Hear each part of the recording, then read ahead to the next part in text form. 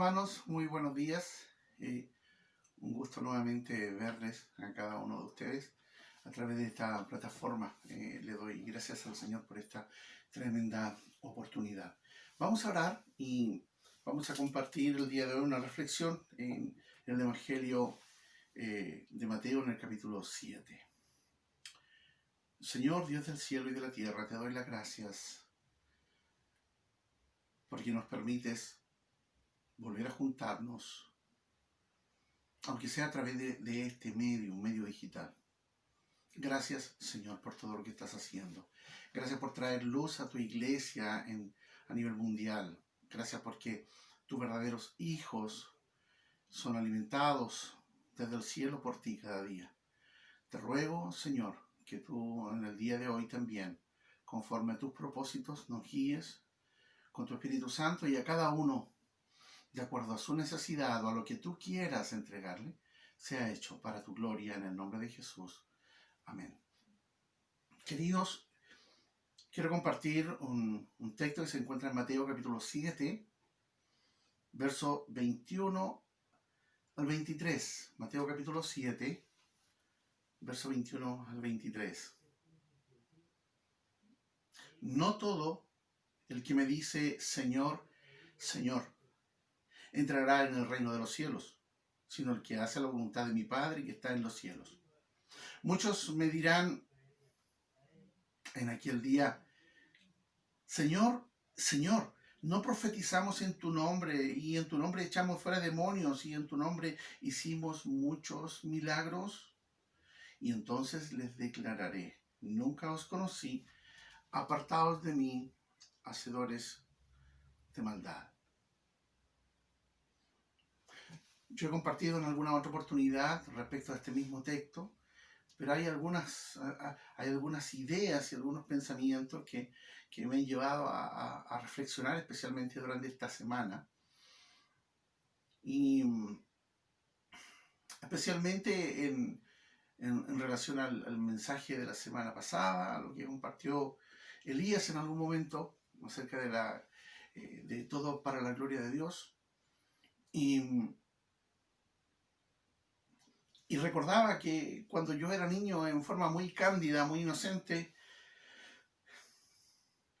cada vez que veía una persona con una Biblia, yo pensaba que era cristiana. Cada vez que alguien hablaba y usaba la palabra Dios o Señor, creía que era cristiana. Incluso en mis primeros años de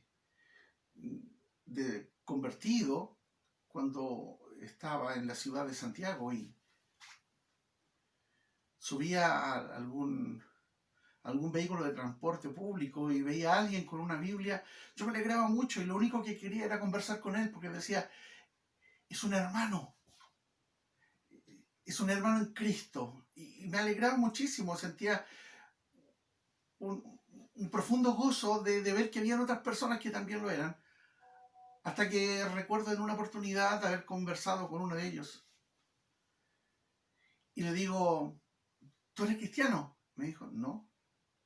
Le dije, ¿y cómo tienes una Biblia? Es un libro para leer. Me dijo, eso en realidad me devastó porque la imagen que yo tenía era una imagen muy inocente, muy cándida. Y había sido abruptamente, en ese momento se había roto aquel cristal, se había roto aquella burbuja en la que vivía. Hoy son cada vez más las personas que se declaran cristianos o creyentes. Si bien es cierto, las estadísticas a nivel mundial dicen que el ateísmo ha ido creciendo, pero siempre sigue siendo un crecimiento marginal. Las personas que se consideran gnósticas también aumentan. Pero las personas que dicen creer en Dios aumentan. También aumentan y en forma más significativa que el resto. Ahora, ¿de qué Dios estamos hablando? Porque han surgido un montón de religiones, de cultos y de creencias absolutamente separadas de la fe verdadera, del cristianismo, y también hay grupos llamados cristianos que son marginales. Es decir, son sectas que se autodenominan cristianos.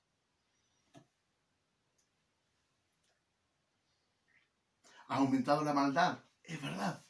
Y frente a esto nosotros decimos, lo más probable es que ya el retorno del Señor esté cerca. Y yo creo que no estás alejado de la verdad. Pero el problema está en que desde que Jesús ascendió, los falsos maestros y los falsos creyentes inundaron las iglesias. Por un lado aumentaba la cantidad de personas creyentes y por otro lado también una cantidad increíble de personas se iba incorporando a las iglesias, algunos con la oscura intención de pervertir la enseñanza apostólica y otros simplemente creyendo que por asistir a la iglesia, por congregarse con las personas, eran cristianos. Hoy hay muchas acciones que la iglesia está desarrollando, especialmente en estos tiempos difíciles. Ayer escuchaba un foro que se establecía entre algunos predicadores de sana doctrina y una de las preguntas que se hacían, ¿qué opinan acerca de la justicia social y del rol de la iglesia? Y me gustó la respuesta de uno, le dijo, yo lo único que entiendo de justicia social es esto. Si compartimos el Evangelio de Jesucristo y llevamos a las personas al conocimiento de Cristo, las cosas cambian. Porque a veces el concepto nos puede atrapar y nos vemos simplemente inmersos en las corrientes de este mundo, tratando de cambiar las cosas mediante las obras. Pero en realidad todo cambia cuando las personas conocen a Jesucristo como Señor y Salvador. ¿Qué necesitamos en Chile? ¿O qué necesitamos en los países de Latinoamérica? ¿Qué necesitamos en Argentina, en Perú, en Brasil, en Bolivia? ¿Qué necesitamos en Europa? ¿Qué necesitamos en Asia? Que las personas conozcan a Jesucristo como Señor y Salvador. Porque cuando las personas conocen a Cristo son cambiadas desde adentro, desde su corazón mismo. Es cambiado, es transformado. Y cuando es transformado, entonces la persona puede conocer a un Dios justo y mediante ese amor justo y el cumplimiento de su mandamiento más grande, amarás al Señor tu Dios y este otro semejante y a tu prójimo como a ti mismo. El concepto entonces de justicia social se hace real. El problema es que hoy la iglesia está llena de falsos profetas, de falsos maestros, pero también de falsos creyentes. Incluso creyentes que llegan a ostentar en algún momento algún puesto. Pero que alguna vez compartí con ustedes una anécdota en Santiago, en el año 1985, en la ciudad de Santiago, hubo un gran terremoto, o sea, en Chile hubo un gran terremoto. Yo estaba en la ciudad de Santiago.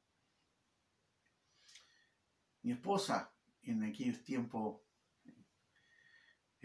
mi novia, estaba en la reunión de culto en la tarde, y yo estaba en otro sector. Y cuando el terremoto comenzó, muchos de los hermanos que estaban allí comenzaron a orar. Se arrodillaron entre las bancas y comenzaron a orar. Pero uno salió corriendo. Y cuando ya todo pasó, él volvió. Y le preguntaron al hermano, ¿por qué huyó? Dijo, bueno, para que al menos uno se salvara. Él nombró la denominación, indudablemente, para que al menos nombró la denominación y dijo se salvara. Si bien es cierto, esto es anecdótico, no es menos cierto que el día de hoy hay muchos que, especialmente en nuestra nación y en algunas donde el evangelio aún no es perseguido, no es malo ser cristiano evangélico. Se necesita personas evangélicas porque confían en ello. Pero tristemente hay muchos que están dando muy mal testimonio y el evangelio está siendo mancillado. La triste realidad es que no todos son cristianos. No todos han nacido de nuevo dentro de una congregación. Pero el Espíritu dice claramente, estoy leyendo en 1 Timoteo 4:1, que en los postreros tiempos algunos apostatarán de la fe, escuchando a espíritus engañadores y a doctrinas de demonios. Porque vendrá tiempo cuando en la segunda carta a Timoteo el apóstol Pablo le escribe así, porque vendrá tiempo cuando no sufrirán la sana doctrina, sino que teniendo comezón de oír se amontonarán maestros conforme a sus propias concupiscencias y apartarán de la verdad del oído y se volverán a las fábulas. He escuchado tantas cosas ser relatadas por las personas que están en algunas congregaciones. He escuchado cosas que no son bíblicas, hacerlas como bíblicas. No solamente aquellos textos que nosotros escuchamos y nos da risa cuando dicen que son textos bíblicos y no lo son. Ayúdate que yo te ayudaré, por ejemplo. Y la gente dice, eso está en la Biblia. Eso no está en la Biblia. Pero si eso fuera eso, ya es casi anecdótico. El problema está en que hay mentiras tremendas que están siendo predicadas y la gente las está creyendo. ¿Y por qué las está creyendo?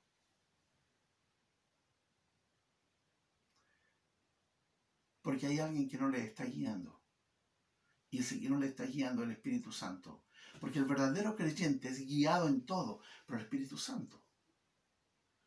Él nos redarguye, nos corrige, nos enseña, nos muestra.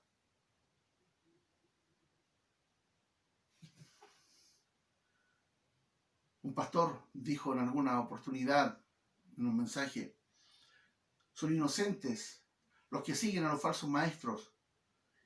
Y él mismo esta pregunta la responde y dice, no son inocentes, ellos tienen los maestros que merecen tener, porque ellos anhelan escuchar esas palabras. El día de hoy, queridos, hay algo, hay una pugna espiritual. Por un lado, la iglesia se ha levantado, la iglesia victoriosa, la iglesia de Cristo se levanta y está empeñándose en predicar el Evangelio.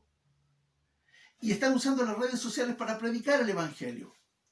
Y se están tratando de nuevamente volver a esta normalidad predicando el Evangelio. Y lo están haciendo con todas las fuerzas de su corazón. Muchos volvieron a casa, se reencontraron con sus hijos, con sus familias, volvieron al culto familiar, volvieron a la escritura. Pero también otros muchos, están viviendo un evangelio diluido, arrastrados por las corrientes de este mundo.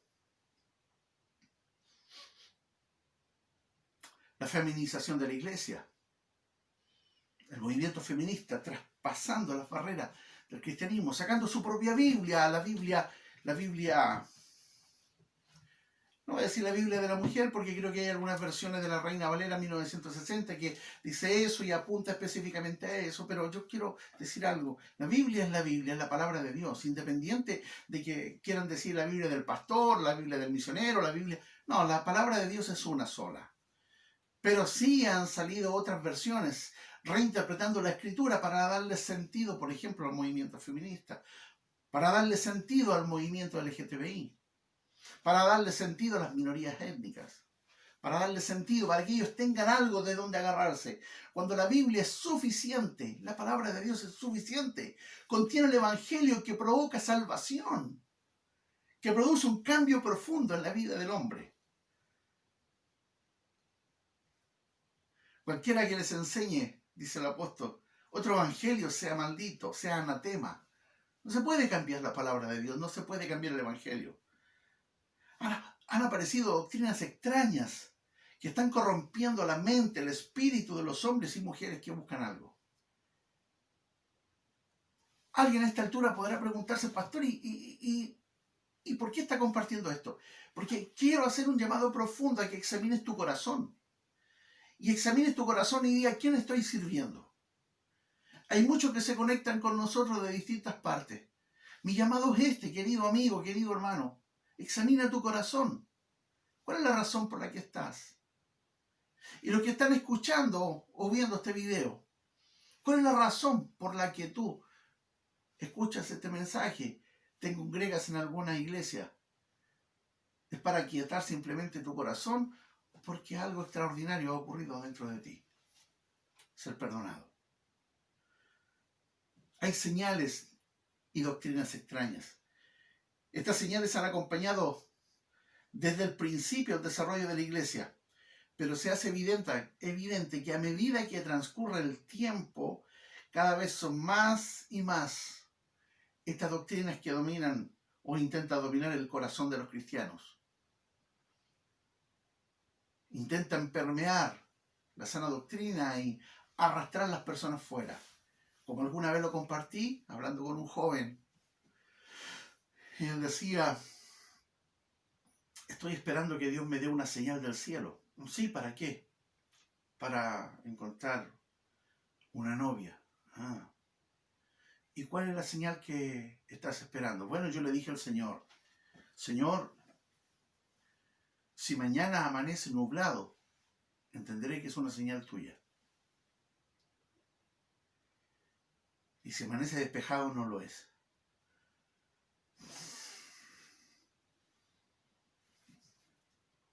Un misticismo, un paganismo, una mezcla extraña se ha ido conformando. Dicen creer en Dios muchos y servir al Dios, pero al Dios que sirven no es al Dios de la Biblia, sino aquel que surge en medio de una mente entenebrecida, de una mente que busca satisfacer su propia necesidad y no conformarse con lo que Dios ha decidido. Creo que lo que vemos hoy fuertemente está manifestado en la aparición de multitudes de iglesias y denominaciones que no se conforman con la sana doctrina, sino que han ido más allá en busca de nuevas sensaciones. Elías mencionaba en una predicación hace un tiempo atrás acerca de una iglesia que le hablaba a sus líderes, a la parte de los músicos, les decía que lo que se necesitaba, no sé si la palabra es la más correcta, si la estoy pronunciando bien, es un coaching, ¿cierto? Un coach, ¿ya? Un motivador, porque lo que la gente necesita es motivación, ser motivados. Cualquiera puede hacer eso, pero no cualquiera puede predicar el Evangelio. ¿Quiénes lo pueden hacer? Solamente los hijos de Dios, porque conocen el Evangelio. Entonces nosotros no necesitamos motivadores, nosotros no necesitamos otra cosa sino que predicadores, hombres y mujeres que anuncien la verdad del Evangelio. Se buscan nuevas sensaciones, nuevas revelaciones y toda suerte de paganismo. En alguna vez, hace unos años atrás, fui a una iglesia y había un gran letrero que decía, próxima semana, seminario de pandero profético. Pandero profético. Sí. Y danzas proféticas. ¿Qué es eso, Dios santo? ¿Dónde está en la escritura? ¿Dónde aparece? Si no se conforma a la escritura, debe ser absolutamente desechado. Pero la gente prefiere creer eso, porque es más fácil. Por lo tanto, creo que estas realmente son señales de los últimos tiempos y del pronto retorno de Jesucristo. Algunos apostatarán de la fe. Sin ir más lejos, la aparición de los apóstoles y los profetas modernos, llenos de herejías y nuevas revelaciones, solo acumulan juicio sobre ellos y sobre los que les siguen. Apóstoles y profetas, el deseo de construir una torre de Babel, es decir, hacerse un nombre. Recuerden que cuando ellos quisieron levantar una torre, era para hacerse un nombre, ser conocidos. Génesis 11:4 así lo dice. Vamos, edifiquémonos una ciudad y una torre, cuya cúspide llegue al cielo y hagámonos un nombre.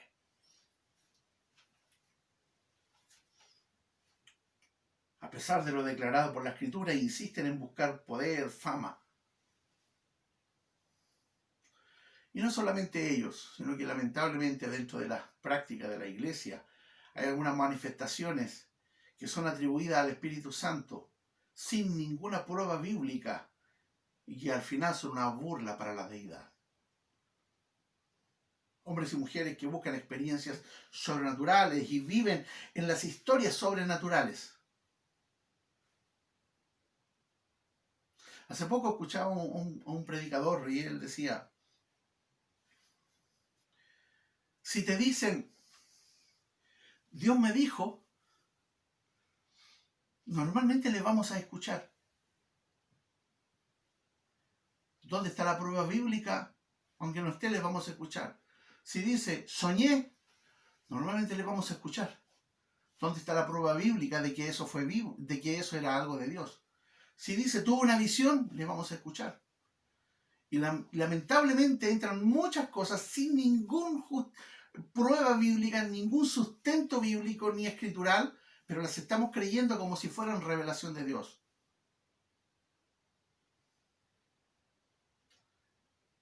Hace muchos años atrás estaba predicando en una congregación. Terminó el grupo musical y se me invitó a pasar al altar. Y cuando iba a comenzar a predicar, habían algunas hermanas que no se sentaron, sino que quedaron de pie.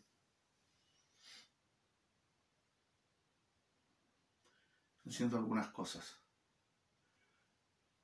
Yo le dije que se sentaran. Se sentaron muy molestas y cuando yo terminé el mensaje, en realidad cuando terminó la reunión, me estaban esperando afuera, a la salida de la iglesia, casi con como túnel, por ambos lados. Y apenas aparecí, me apuntaron con el dedo, me dijeron, pastor, usted no puede contristar al Espíritu Santo, porque lo que estaba sucediendo era del Espíritu y usted nos hizo callar. Dije, era el tiempo de la palabra. Usted no tiene autoridad para hacer eso. Y se fueron muy molestas. La gran pregunta era, ¿a qué espíritu ellas respondían? La Biblia dice que todas las cosas se deben hacer decentemente y en orden. Y nosotros debemos conformarnos a esto, a la Escritura. Y una de las cosas más importantes en cada una de nuestras reuniones, en cada reunión donde están los hijos de Dios en distintas partes del mundo, lo principal es la palabra de Dios, es la Escritura, porque ella nos muestra a nuestro Dios Santo y nos revela su... Perdón, voy a corregir algo. No nos revela, nos ilumina respecto a su revelación dada ya. Nos ayuda, desvela nuestra ceguera y nos muestra no solamente al Cristo crucificado, sino que al resucitado y al que pronto ha de volver. Pero ¿dónde está eso? En la Escritura. Debe ser central en nuestra reunión y en nuestra vida. Hoy se nos presenta, como dice el pastor MacArthur, un fuego extraño delante de Dios. Hay un fuego extraño. En el templo tenía que haber un solo fuego, pero dos hombres, Nadab y Abiú, hijos de Aarón, tomaron cada uno su incensario y pusieron en ellos fuego, sobre el cual pusieron incienso y ofrecieron delante del Señor fuego extraño, que Él nunca les mandó. Y salió fuego delante del Señor y los quemó y murieron delante del Señor. Leo en Levíticos capítulo 10, versos 1 y 2. Como esto no acontece en el día de hoy, la misericordia de Dios se ha extendido. Entonces, hagamos, dicen algunos, no importa, no va a suceder nada. Y se presenta todos los días en distintas partes fuego extraño. Hablé de la feminización de la iglesia, está también la iglesia emergente, está también la juvenización de la iglesia. Solamente jóvenes, alguna vez lo mencioné, los viejos no tienen lugar. Y si a alguien un día se le ocurre cantar o tararear un himno, lo quedan mirando como diciendo, ¿de dónde salió esta persona? Es necesario, por lo tanto, aclarar algunas cosas que están en la Escritura. Primero, todos los hombres son pecadores. Todos. La Biblia enseña que todos los hombres son pecadores. Y no hay nadie libre de pecado en ese sentido. Muchos pueden estar de acuerdo con esta afirmación, pero en realidad, si no estás de acuerdo, ese es tu problema, porque esto lo dice la Escritura. Dios nos ha dicho en su palabra que todos los hombres, desde el momento en que son concebidos, están corrompidos por una maldad terrible. La maldad heredada de su ancestro original, de Adán. He aquí en maldad he sido formado, dice el salmista, y en pecado me concibió mi madre. Salmo 51:5. Salmo 58:3 dice así: se apartaron los impíos desde la matriz. Se descarriaron hablando mentiras desde que nacieron. Romanos 3, del verso 10 al 12. Como está escrito, no hay justo ni aun uno. No hay quien entienda, no hay quien busque a Dios. Todos se desviaron a una, se hicieron inútiles. No hay quien haga lo bueno, no hay ni siquiera uno. Aunque algunos insistan el día de hoy en decir que hay algo de bueno en el hombre. Bueno, yo prefiero creer lo que dice la Biblia. Esa maldad no es otra cosa que la rebelión contra Dios, el Creador. La declaración más clara de la corrupción moral del hombre es esta: dice el necio en su corazón, no hay Dios. La realidad, queridos, es que en la Biblia Dios nos provee un diagnóstico del corazón sumamente claro. Engañoso es el corazón, más que todas las cosas, y perverso. ¿Quién lo conocerá? Jeremías 17:9. ¿Y cuál es el propósito de Dios? ¿Nos quiere hacer sentir mal? Sí. Sí. Cuando tú vas al médico, el médico no está para animarte. El médico está para examinarte y decirte: usted tiene esto. Y si tú vas al médico y estás muy mal y a lo mejor existe la posibilidad de cáncer, el médico no va a adorarte el futuro y te va a decir: no te preocupes por nada. Te va a decir: esto es grave. Usted necesita urgente hacerse algunos exámenes. El pastor Paul Washer, cuando da testimonio acerca de lo que hizo un médico respecto a su mamá, habla algo similar. Su mamá fue diagnosticada de cáncer y el médico dice: le echó a perder el día a mi mamá. Porque cuando llegó él le dijo: usted tiene cáncer y esto es muy grave. Dijo: nos echó a perder el día a todos.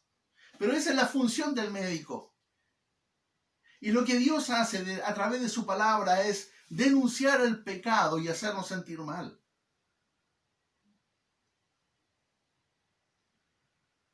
¿Acaso Dios nos quiere maltratar? No, no nos quiere maltratar. Lo que Él quiere es nuestra sanidad. Y la sanidad viene a través de la salvación. Esa es la única manera de ser sano. Porque muchos apuntamos a la sanidad del cuerpo. ¿Y la sanidad del alma dónde? El único que puede sanar el alma es Jesucristo. Y esto se logra a través de la salvación.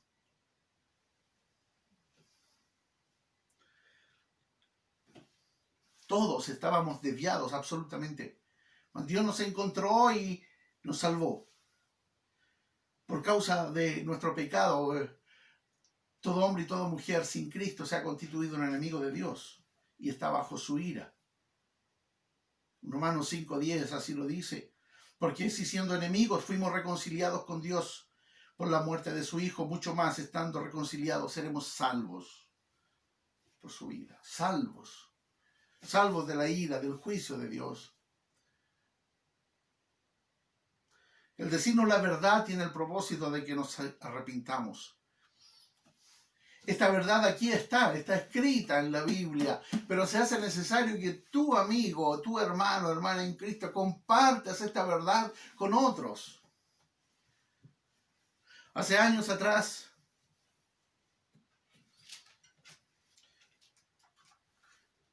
mi mamá me decía: yo cada vez que puedo, hablo y comparto del Evangelio. ¿Y qué le dices? Le digo: confía en Dios. Ya. ¿Y qué más? Y que eso le digo, eso no es compartir el Evangelio, mamá. Mi mamá lo entendió muy bien. Cuando tú vas y hablas con otra persona y dices: no, usted tiene que tener confianza en Dios, yo voy a orar por usted, te sientes bien de hacer eso, pero tú lo único que estás haciendo es permitir que esa persona siga caminando hacia el infierno si no conoce a Cristo. Lo que esa persona necesita es a Jesucristo. ¿Y cómo lo van a saber si nadie les ha dicho? Por eso Dios no viene a esconder nada, sino que nos dice, nos confiesa cuál es nuestra condición, nos dice, en pecado condenados a muerte, la paga del pecado es muerte.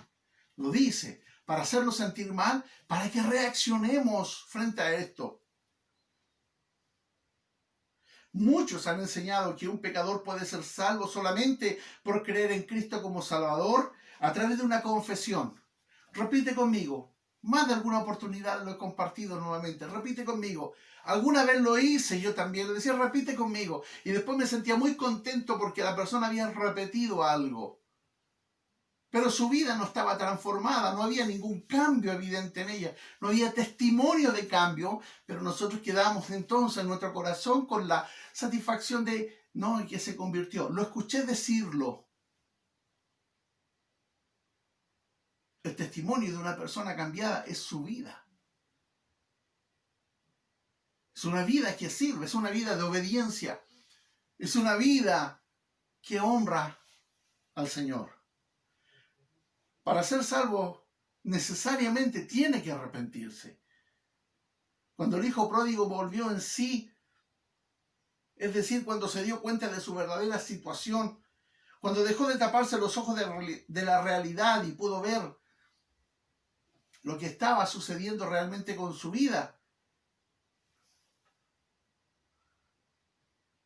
él dijo, bueno,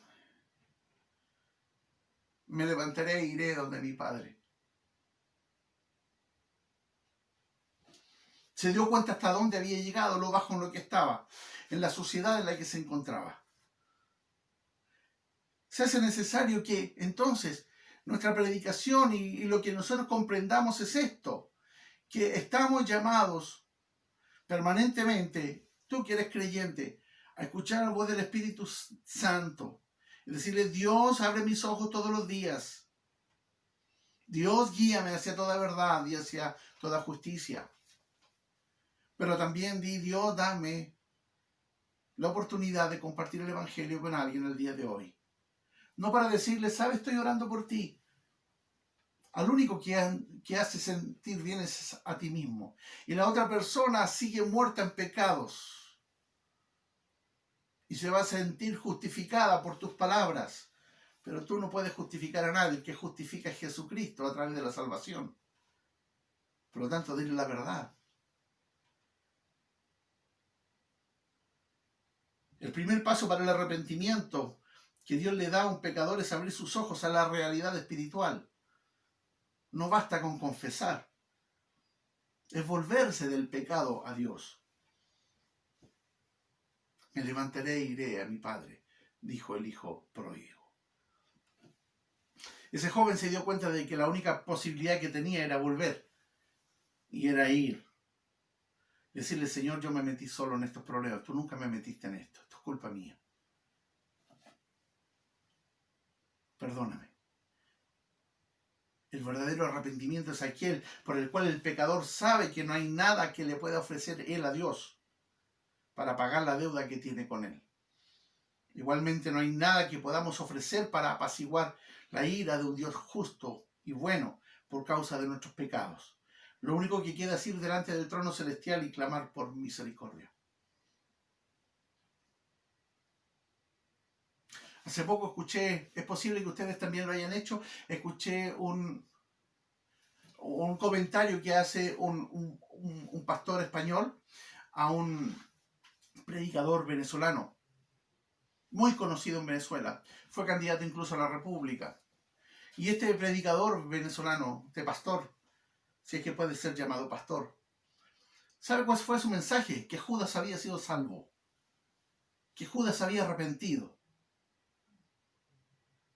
Y no solamente eso, sino que él especula después de que Judas había estado en el infierno y que estando en el infierno todos se burlaban de él y lo torturaban, y que Jesús cuando bajó lo miró y él fue donde Jesús y lo abrazó y Jesús lo perdonó y lo llevó al cielo y dijo, no puedo probarlo por la Biblia, pero estoy seguro que esto es así. ¿Cuántos dicen amén? Y la gente gritaba amén. ¿Por qué? Porque ellos escuchan lo que quieren escuchar, ser justificados en su pecado.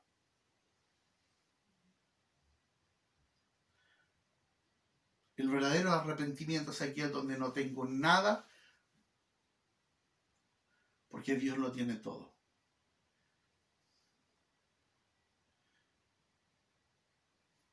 El hombre salvo, la mujer que ha sido salvada, reconoce y confiesa sus pecados delante de Dios. El verdadero arrepentimiento admite sus pecados contra el Dios del cielo.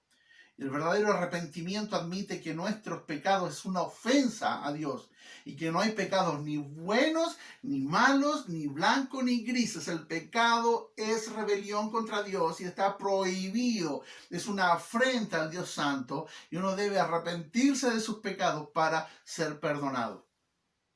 Aquel que se arrepiente verdaderamente y admite que su pecado es algo terrible contra Dios es el que es perdonado.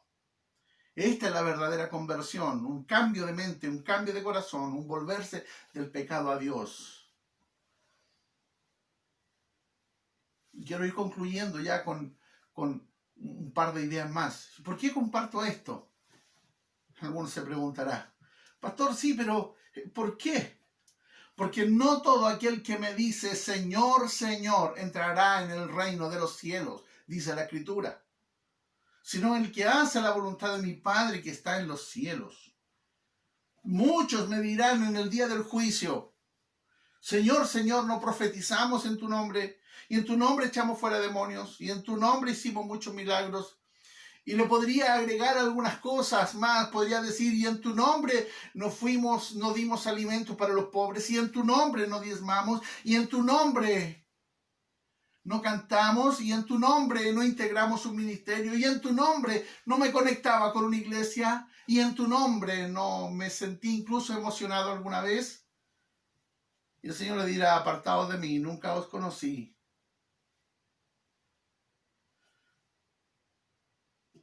Porque el verdadero creyente es aquel que ha reconocido su pecado y se ha arrepentido. Y sabe que la única opción que tienes es correr a los pies de la cruz de Cristo. El verdadero creyente es aquel que odia el pecado. Un arrepentimiento, una conversión que no produzca odio al pecado, rechazo a todo lo que sea pecado, quiere decir que no es una conversión verdadera. Aquel que dice ser cristiano, pero continúa viviendo en su carne, no ha experimentado ese arrepentimiento real de parte del Señor.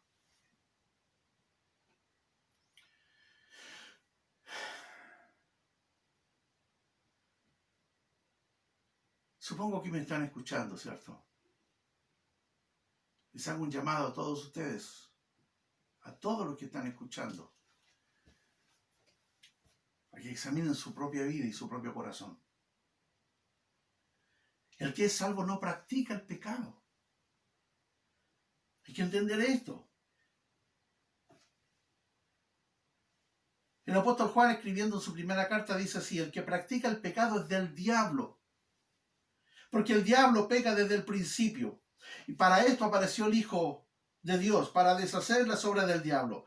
Todo aquel que es nacido de Dios no practica el pecado, porque la simiente de Dios permanece en él y no puede pecar, porque es nacido de Dios.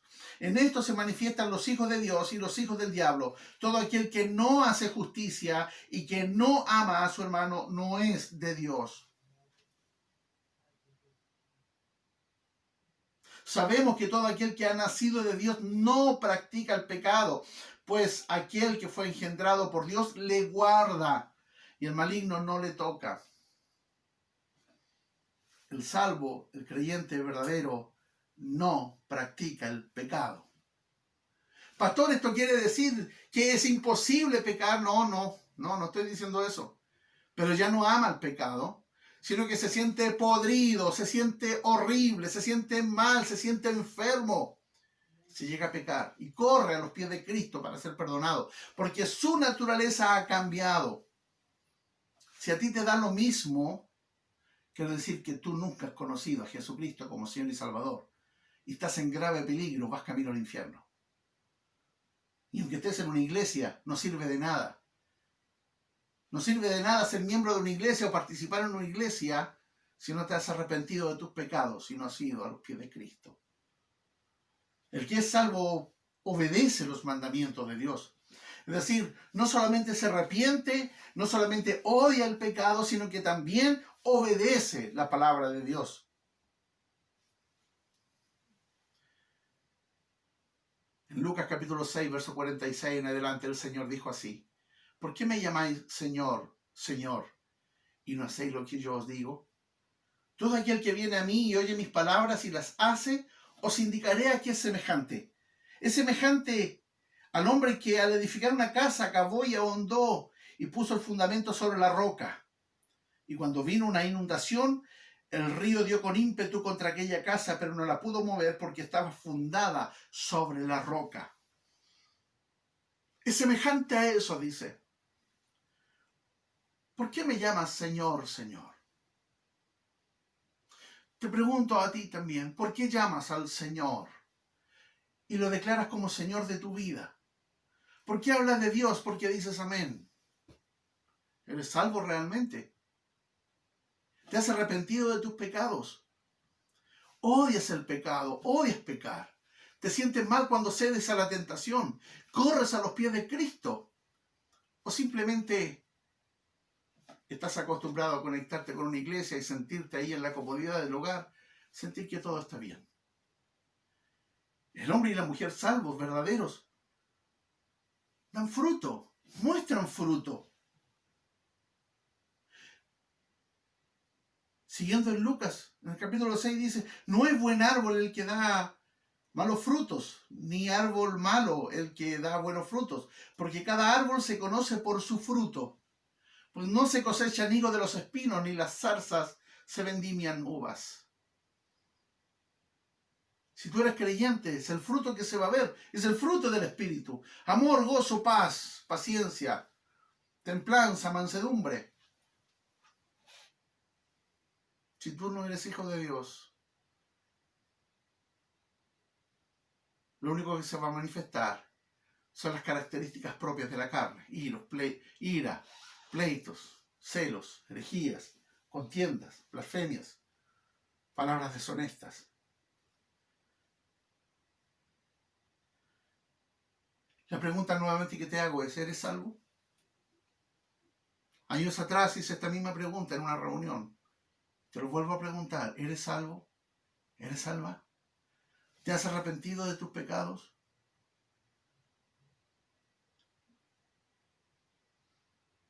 Si dices que te has arrepentido pero amas el pecado, nunca has conocido al Dios de la salvación entonces. Es necesario que examines tu propio corazón. Tal vez Dios tenga misericordia de ti. Porque Él dice, tendré misericordia del que quiera tener misericordia. La invitación el día de hoy es esta. Este es el tiempo de salvación. Este es el momento adecuado. Este es el momento de Dios para ti. Vamos a orar. Señor, Dios del cielo y de la tierra, yo te doy las gracias por todo lo que haces y por todo lo que seguirás haciendo. Gracias por este tiempo. Gracias, Señor, por permitirme compartir esta reflexión. Molesta tal vez para algunos, pero tan necesaria porque yo sé que en esto se juega la vida. Esto se trata de eternidad, esto no se trata de iglesia, de congregación, esto no se trata, Señor, de nosotros, esto se trata de eternidad. Te ruego en forma especial por todos los que en los últimos meses se han ido uniendo a las transmisiones de esta congregación. Te pido especialmente por todos los que tienen la oportunidad de ver y escuchar este mensaje. Redargúyeles, repréndeles, Señor. Confróntalos con la verdad. Y te ruego, Señor, te ruego por la salvación de todos y cada uno. Te ruego en primer lugar por mis hermanos en Cristo, que se afirmen en la fe, que confíen en tu provisión diaria, que sepan que del cielo hay un fluir permanente de poder, de dirección.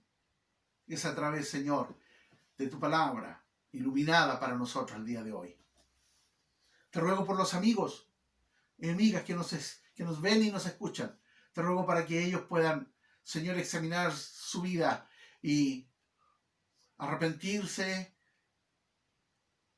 correr a los pies de Cristo, pedir perdón Y Dios, que es grande en misericordia, les perdonará y les dará un corazón nuevo para que le sigan y le sirvan.